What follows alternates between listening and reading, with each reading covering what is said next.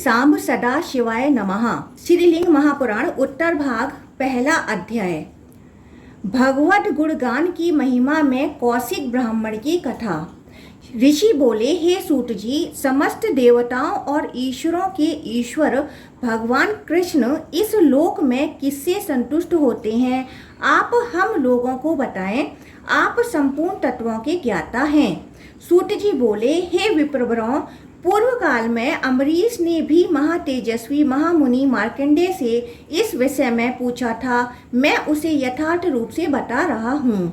अम्बरीश बोले, हे मुनि, हे महामते, हे मार्कंडेय जी, आप समस्त धर्मों के पूर्ण ज्ञाता, अत्यंत पुरातन तथा पुराण तत्वों के विद्वान हैं।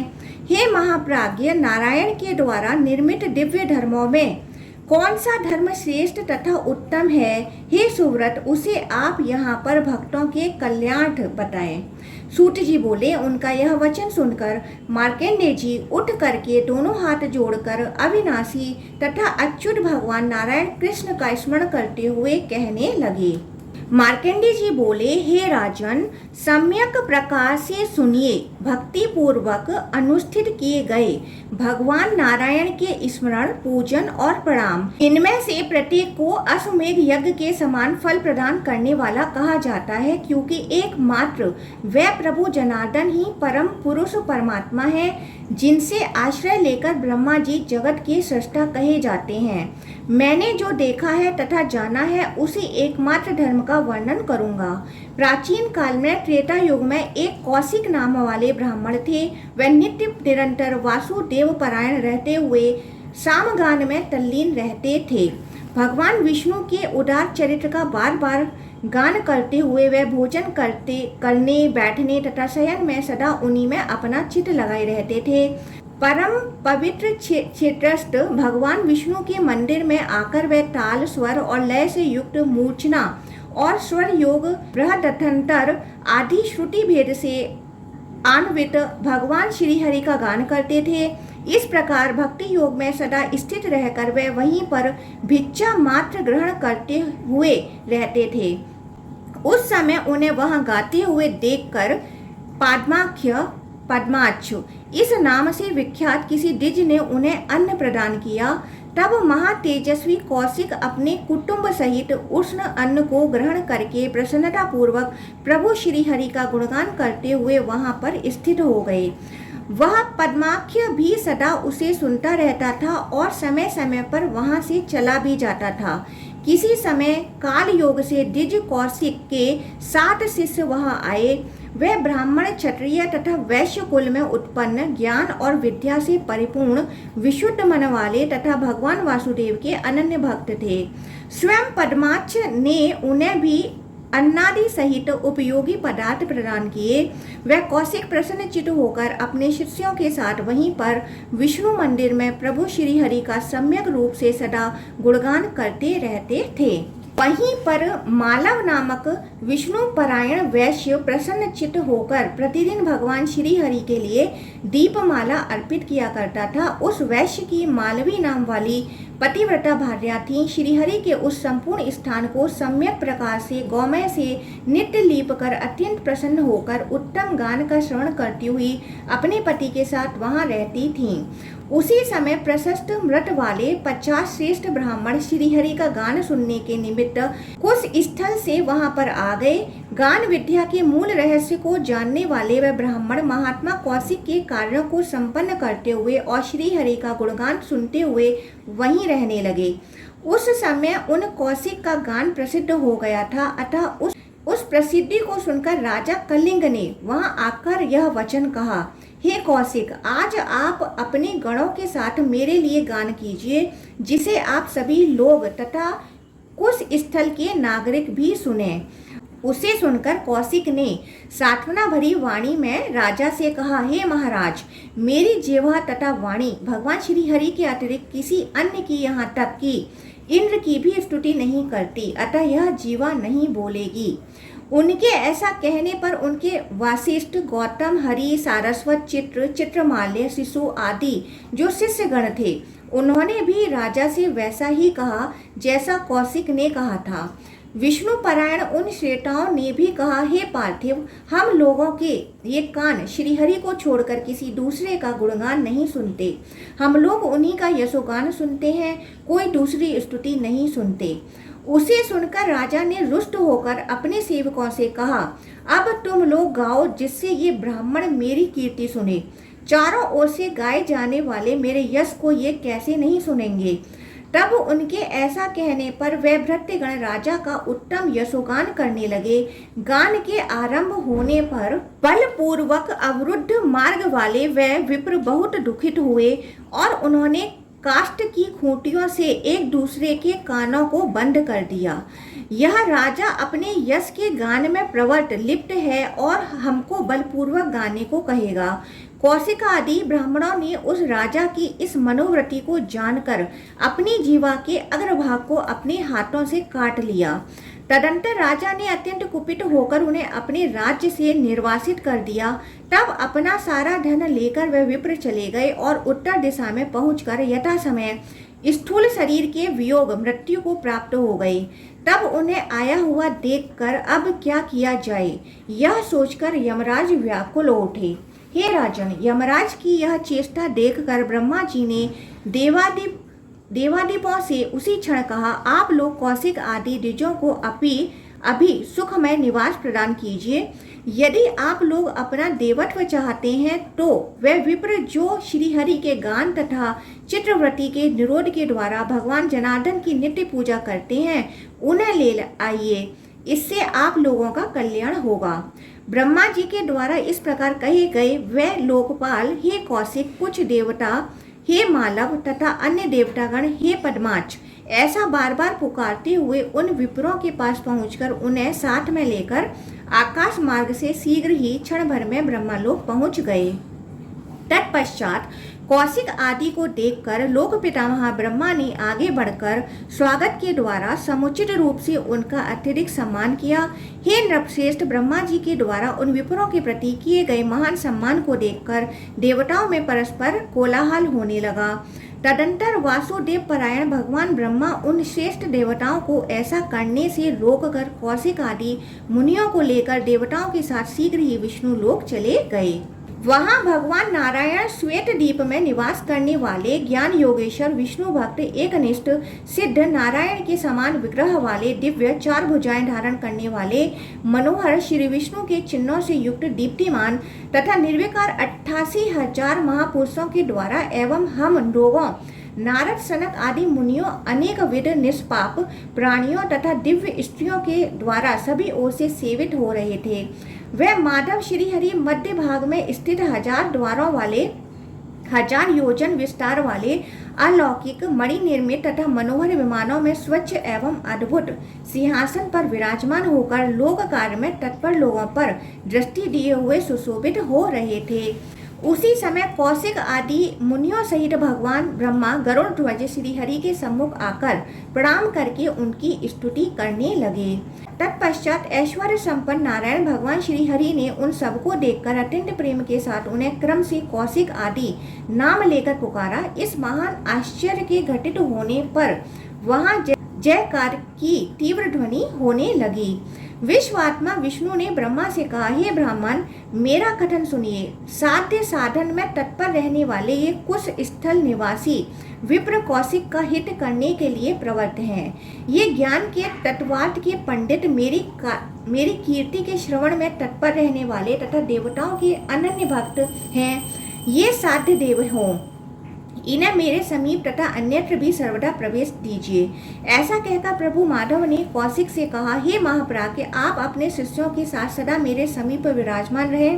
मेरे गणाधिप बनकर अब आप वहीं स्थित रहें जहाँ मैं रहूं। इसी प्रकार दामोदर श्रीहरि ने मालव तथा मालवी से कहा, हे मालव, आप मेरे लोक में अपनी भार्या के साथ दिव्य रूप धारण करके ऐश्वर्य संपन्न होकर मेरा यशोगान सुनते हुए राजा के रूप में प्रतिष्ठित होकर यथेच्छा निवास कीजिए, जब तक लोग स्थित रहे तब तक आप यहाँ यथेच्छ रहें।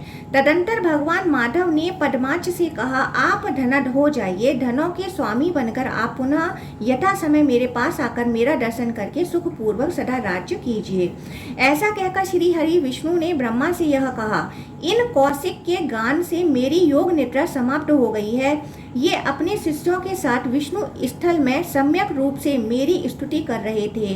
क्रूर तथा अत्यधिक शक्तिशाली राजा कलिंग ने इन्हें देश से निकाल दिया है।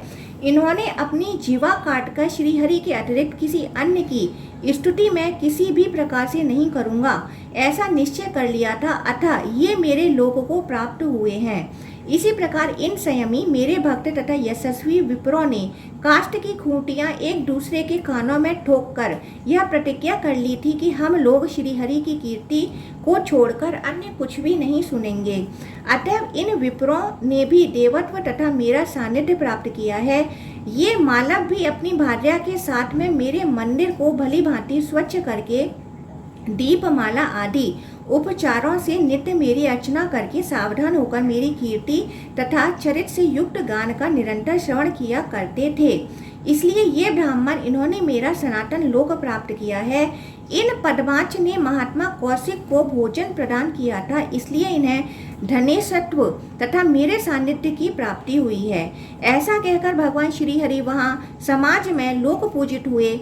उसी क्षण मधुर स्वरों के विशेषज्ञ, वीणा के गुण तत्वों के ज्ञाता तथा वाद्य विद्या के विशारद मनुष्यों के साथ विचित्र आभूषणों से मंडित विष्णु भार्या लक्ष्मी जी मंद मंद मुस्कान करती तथा गाती हुई वहां आई। वह हजारों करोड़ों अंगनाओं से घिरी हुई थीं। तब उन्हें देखकर भुसुंडी तथा परिग नामक आयुध धारण किए सभी गणधिप मुनियों, ब्रह्मा आदि देवताओं को सभी ओर से फटकारते हुए तथा वहां से हटाते हुए प्रसन्नचित्त होकर वहां स्थित हो गए। तत्पश्चात ब्रह्मा तथा अन्य देवताओं के साथ हम सब वहां से निकल गए। उसी समय मुनिश्रेष्ठ तुम्बुरु बुलाए गए और उन्होंने भगवान विष्णु तथा देवी लक्ष्मी के समीप प्रवेश किया। वहां आसीन होकर वह प्रसन्नता पूर्वक नानाविध मूर्छनाओं से युक्त मधुर पदों का सम्यक प्रकार से गान करने लगे तथा वीणा बजाने लगे। तत्पश्चात अनेक प्रकार के रत्न जटित दिव्य तथा श्रेष्ठ आभूषणों एवं दिव्य तथा मनोहर हारों से पूजित होकर मुनि श्रेष्ठ तुम्बुरु प्रसन्नता पूर्वक वहां से निकल आए।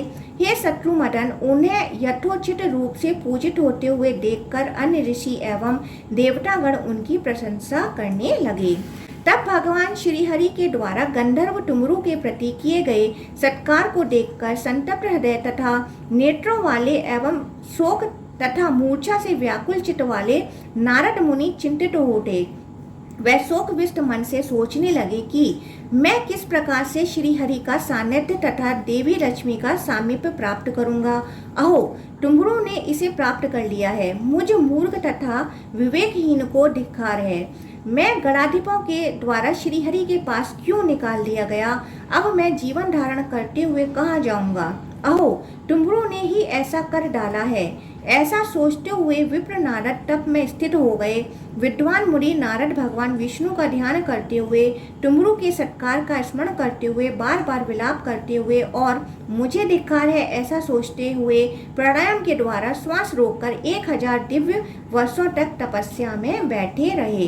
हे राजन, इसके बाद भगवान विष्णु ने जो किया उसे आप सुने। इस प्रकार श्रीलिंग महापुराण के अंतर्गत उत्तर भाग में कौशिक व्रत कथन नामक पहला अध्याय पूर्ण हुआ। दूसरा अध्याय, भगवत गुणगान का महात्मा। मार्कंडेय जी बोले, हे राजन, तदंतर परमात्मा नारायण ने काल योग से उन्हें संपूर्ण ज्ञान प्रदान करके उन मुनिश्रेष्ठ नारद को तुम्बुरु के समान कर दिया। पूर्व काल में ऐसी घटना हुई थी। नारायण के गीतों का श्रेष्ठ गान बार बार करना चाहिए। गान से प्रसन्न होकर भगवान श्री हरि सत्कीर्ति, ज्ञान, ओज, तुष्टि तथा अपना लोक प्रदान करते हैं। जैसे उन्होंने कौशिक, पद्माक्ष आदि को पूर्ण रूप से सिद्धि प्रदान की थी। अतः हे महाराज, हे नृप, आपको विशेष रूप से विष्णु क्षेत्र में विष्णु भक्त पुरुषों के साथ गान, नृत्य आदि तथा वाद्य उत्सव से युक्त भगवान का नित्य अर्चन करना चाहिए और उनकी कथा सुननी चाहिए। वह भगवान श्री हरि ही सर्वथा श्रवण के योग्य हैं। हे राजन, जो विद्वान भक्ति परायण होकर विष्णु क्षेत्र में गान, नृत्य और विष्णु के आख्यान तथा कथा को संपादित कराता है, उसे पूर्व जन्म की स्मृति, वैराग्य भावना, मेधा, वैराग्य के प्रति इच्छा और विष्णु सायुज्य की प्राप्ति हो जाती है। यह सत्य है। हे राजन, मैंने यह सब आपसे कह दिया जिसे आपने मुझसे पूछा था। हे धर्मधारियों में श्रेष्ठ, मैं अब आपको और क्या बताऊं, पूछिए। इस प्रकार श्रीलिंग महापुराण के अंतर्गत उत्तर भाग में विष्णु महात्मा नामक दूसरा अध्याय पूर्ण हुआ। तीसरा अध्याय, भगवान श्री कृष्ण की कृपा से श्री नारद जी को गान बंधु जाम्बवती आदि से गान विद्या की प्राप्ति।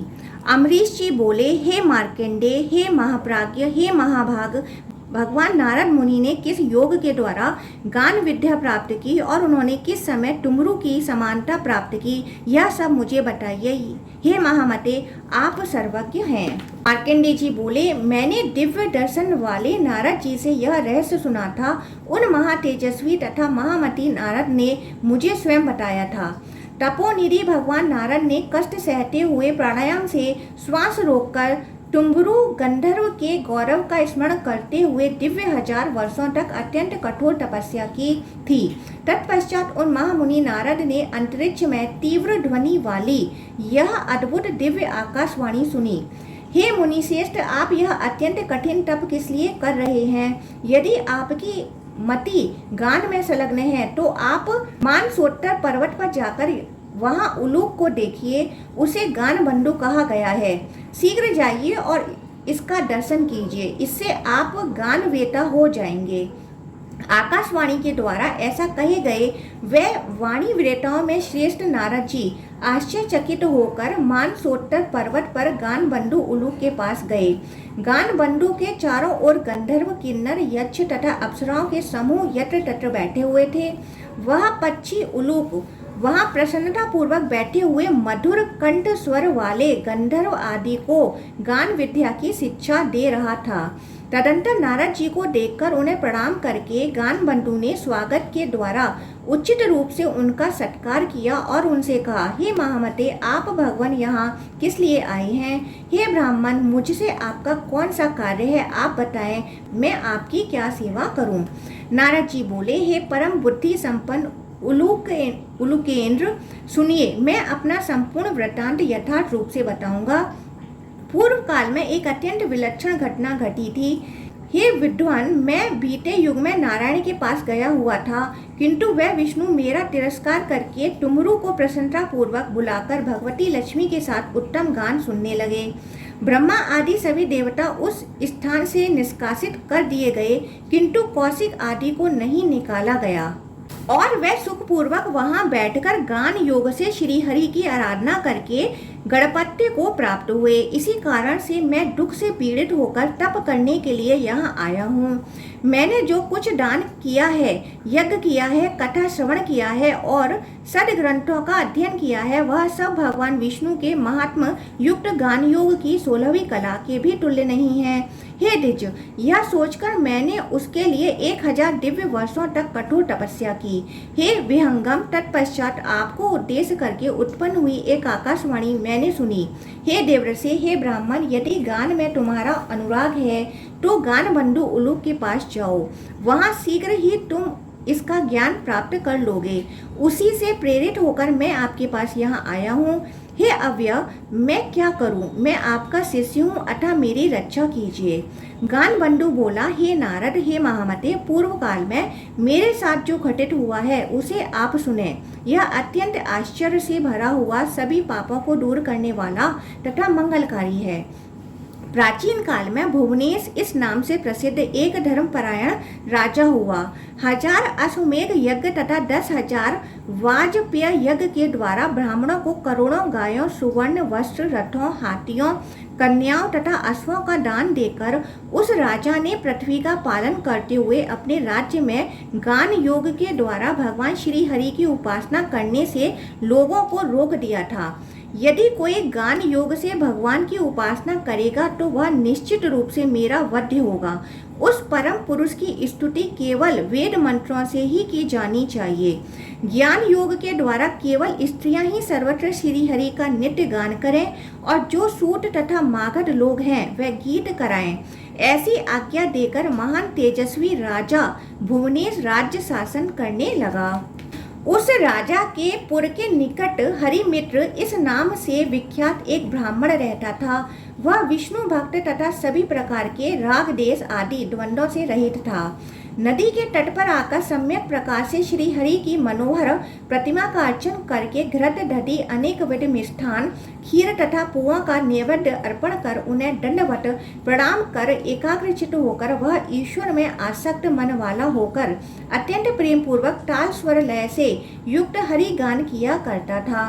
तदंतर राजा के आदेश से उसके अनुचर वहां आ गए। उसके पूजन आदि का समस्त सामान चारों ओर फेंककर उस ब्राह्मण को पकड़कर उन्होंने सम्यक प्रकार से उससे राजा को सौंप दिया। तदंतर अत्यंत दुष्ट बुद्धि वाले राजा ने उस द्विज श्रेष्ठ को डांट फटकार कर और उसका धन आदि सब कुछ छीनकर उसे राज्य से बाहर निकाल दिया। ब्राह्मण हरिमित्र के द्वारा पूजित वहां पर गिरी हुई हरि प्रतिमा का हरण करके उसे लेकर म्लेच्छ लोग चले गए।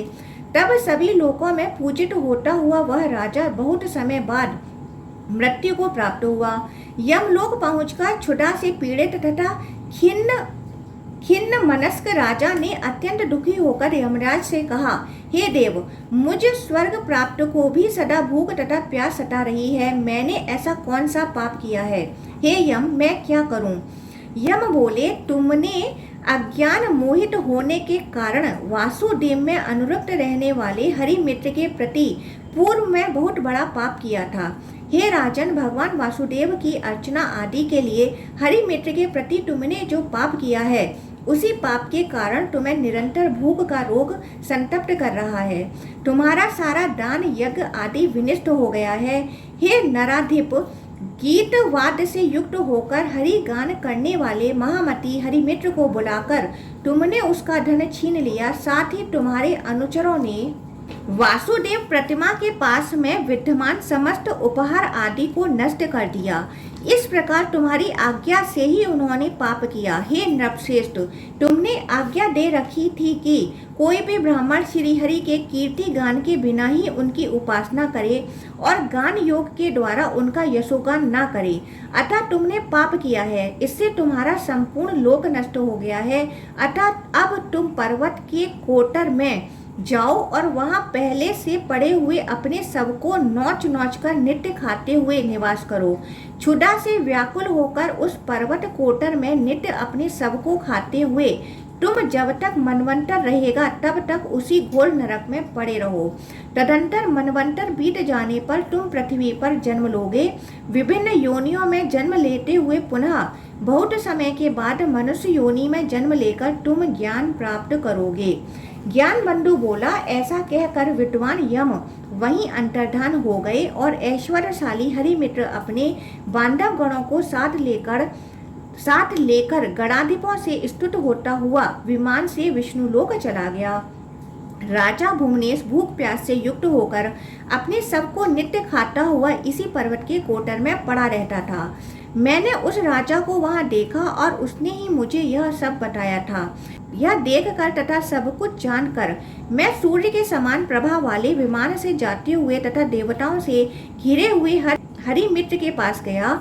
इंद्रगुम्न के अनुग्रह से मुझे उत्तम आयु प्राप्त हुई है। हे सुव्रत, उसी के प्रभाव से मैंने हरिमित्र का दर्शन किया है।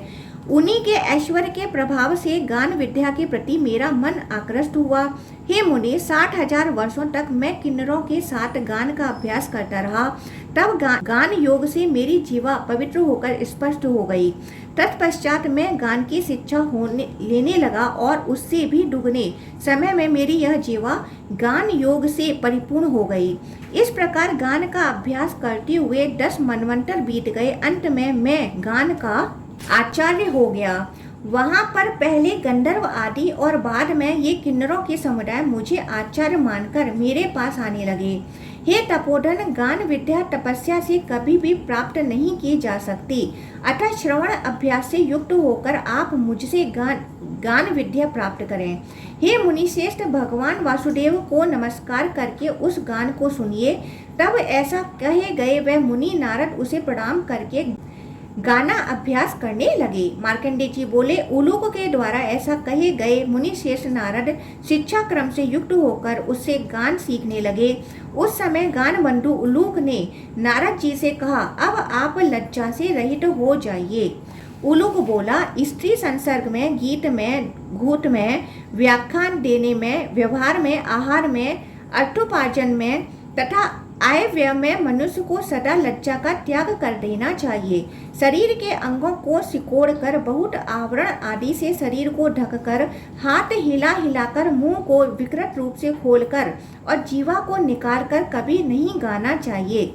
हाथ ऊपर उठाकर ऊपर की ओर दृष्टि करके अपने अंगों को देखते हुए तथा दूसरे का अवलोकन करते हुए कभी नहीं गाना चाहिए। ताल देने के लिए और उठने के लिए कटी का आश्रय प्रशस्त नहीं होता है। हे महामते, गान योग में हास, रोष, कंप तथा अनवधानता ये सभी रूप प्रशस्त नहीं माने जाते। हे मुनि, एक हाथ से ताल दे पाना संभव नहीं हो सकता है।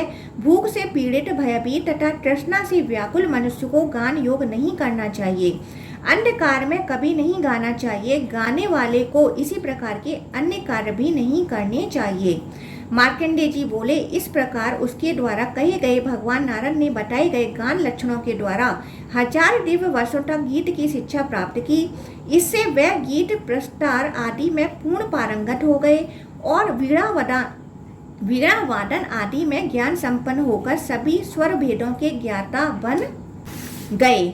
मुनि श्रेष्ठ नारद ने स्वरों के 46,100 भेद प्रभेदों को जान लिया। तभी से गंधर्वों तथा किन्नरों के समूह मुनि नारद से मिलकर अत्यंत प्रेम से भर जाते थे। मुनि ने गान बंधु उलूक से कहा, आपके सानिध्य में आकर आपसे श्रेष्ठ गान प्राप्त करके मैं गान विद्या में निष्णात हो गया हूँ। आप निश्चय ही गीत विशारद हैं। हे द्वांच शत्रु, हे महाप्राज्ञ, हे आचार्य, मैं आपकी क्या सेवा करूं? गान बंधु बोले, हे ब्राह्मण, ब्रह्मा के एक दिन में 14 मनु व्यतीत होते हैं। तत्पश्चात तीनों लोग जलाप्लावित हो जाते हैं। हे महामुनि, ब्रह्मा के दिन के समाप्ति पर्यंत मेरी आयु हो तथा मेरा परम कल्याण हो। आपके द्वारा मन से ऐसी कामना की जाए। हे मुनि श्रेष्ठ, यही मेरी दक्षिणा है। नारद जी बोले, कल्प के व्यतीत होने पर आप गरुण होंगे। हे महाप्राज्ञ, आपका कल्याण हो। आप मुझ पर प्रसन्न हो। अब मैं प्रस्थान करूंगा। मार्कंडेय जी बोले, ऐसा कहकर नारद जी भी श्वेत द्वीप में विराजमान जनार्दन वासुदेव के पास चले गए और वहां गीत गाने लगे। उसे सुनकर लक्ष्मीकांत भगवान विष्णु ने नारद से कहा, हे नारद, आप आज भी गीतों का गान करने में तुम्हारू से विशिष्ट नहीं हैं। आप जब उनसे विशिष्ट होंगे उस समय को मैं बता रहा हूँ। आप गान बंधु से शिक्षा प्राप्त करके गान तत्व के ज्ञाता हो गए हैं। हे महामते, मैं वैवस्वत मनु के 28वें द्वापर युग के अंत में देवकी के गर्भ से वसुदेव के पुत्र के रूप में कृष्ण नाम से यदुवंश में अवतीर्ण होऊंगा। उस समय मेरे पास आकर आप ठीक ठीक स्मरण कराइएगा। तब मैं आपको तुम्हारू के समान ही अतिशय गान से संपन्न तथा महाव्रत से युक्त कर दूंगा। तब तक आप यथा अनुकूल देव गंधर्वों योनियों में समुचित रूप से शिक्षा प्रदान कीजिए। ऐसा कहकर वे भगवान विष्णु अंतर्धान हो गए। तदंतर वीणा वादन में संलग्न रहने वाले देवतुल्य तपस्या की निधि तथा वासुदेव में पूर्ण रूप से आसक्त वह देवऋषि नारद सभी आभरणों से विभूषित होकर अपने कंधे पर वीणा धारण करके सभी लोकों में विचरने लगे। वरुण, यम, अग्नि, इंद्र, कुबेर, वायु तथा ईशान इन देवताओं के सभा में पहुंचकर धर्मनिष्ठ तथा वीणा वादन में कुशल वे नारद भगवान श्री हरि का गान करते थे। तदंतर गंधर्वों तथा अप्सराओं से पूजित होते हुए वे किसी समय ब्रह्मा लोक को प्राप्त हुए। वहां गायन वादन में विशारद हाहा हुहु नामक 2 दिव्य श्रेष्ठ गंधर्व ब्रह्मा के गायक के रूप में सदा विद्यमान रहते थे। वहां पर उन दोनों के साथ में बैठकर भगवान श्री हरि का गान करते हुए महातेजस्वी मुनि श्रेष्ठ नारद ब्रह्मा जी के द्वारा पूजित हुए। समस्त लोकों के पितामह उन ब्रह्मा को प्रणाम करके नारद जी सभी लोकों में इच्छा अनुसार विचरण करने लगे। तदंतर बहुत समय के बाद वे महामुनि नारद गंधर्व टुमरू के घर पहुंचकर वीणा लेकर वहीं स्थित होकर गाने लगे। षडज आदि जो 7 प्रथम स्वर माने गए हैं वे वहां साक्षात विद्यमान थे। उन्हें टुमरू के घर में क्रीड़ा करते देखकर भगवान नारद बड़ी शीघ्रता से वहां से निकल गए। तत्पश्चात महान बुद्धि से संपन्न महामुनि नारद परिश्रम के साथ बहुत समय तक गान सीखते रहे। गान विद्या में पारंगत व नारद 7 स्वरों की अंगनाओं का अवलोकन करते हुए सदा वीणा धारण किए गान साधना में रत रहते थे, किंतु उनकी वीणा की तंत्रियां उन स्वरंगनाओं को प्राप्त न कर सकी। तदंतर देवतर्क पर्वत पर आकर श्री कृष्ण को प्रणाम करके महामुनि नारद ने उन्हें वह सब बताया जो श्वेत द्वीप में पूर्व काल में भगवान विष्णु ने श्रेष्ठ गान योग के विषय में उनसे कहा था। उसे सुनकर श्री कृष्ण ने जामवती से हंसते हुए कहा, हे भद्रे, इन मुनिवर नारद को वीणा गान की विधि पूर्वक शिक्षा प्रदान करो। तब ठीक है, श्री कृष्ण से हंसते हुए ऐसा कहकर वह मुनि को सम्यक प्रकार से शिक्षा देने लगी। तत्पश्चात 1 वर्ष पूर्ण हो जाने पर वह माधव के पास आकर उन्हें प्रणाम करके उनके सामने खड़े हो गए। तब केशव ने फिर कहा, अब आप सत्यभामा के पास आइए और इनसे विधि पूर्वक शिक्षा प्राप्त कीजिए। तब ठीक है, ऐसा कहकर वह मुनि सत्यभामा को प्रणाम करके गान करने लगे। उन सत्यभामा ने भी उन्हें गान शिक्षा प्रदान की।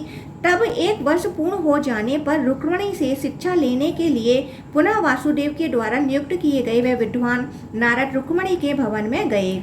तब वहां की अंगनाओं और दासियों ने उन मुनि श्रेष्ठ से कहा, हे मुनि, इतने समय तक गाते हुए भी आप स्वर का ज्ञान नहीं कर सके। तत्पश्चात नारद मुनि ने उन देवी रुक्मिणी से भी पूरे 3 वर्षों तक महान परिश्रम के साथ शिक्षा प्राप्त की और वे उत्तम गान करने लगे।